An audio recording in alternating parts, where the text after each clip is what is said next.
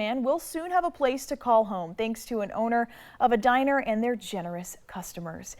KEZI 9 News reporter Grace Smith sat down with the man and the owner of the restaurant to find out how they were quickly able to raise enough money to buy him an RV.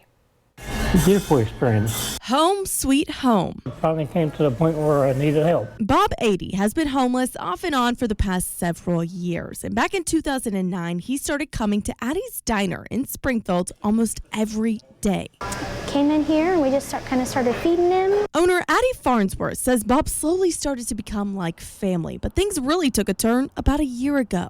He got bit by a spider and ended up in the hospital, and after he was released, he kind of needed somewhere to be, and we kind of put him up in the corner. This tent behind me here is where Bob has been staying for over a year. It's set up in the back corner of the diner's parking lot, but Addie says the need was far greater. The need grew, and so did we. This is where the jar comes into play, with the mission to raise enough money to buy Bob an RV so he no longer has to sleep in his tent outside. We had a jar out and customers would put a couple dollars here and there. Addie says the jar quickly filled up. It only took about 3 months to reach their goal of $1,500. Were you expecting that?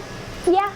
The people that come in here are pretty amazing. So I knew we would get that goal done a little quicker than we hoped, so that's even better. And that's because one family went above and beyond. We have a family that gave us a really wonderful deal on an RV. They no longer needed it and they were moving out of town. They saw our jar and said, hey, we got the perfect one.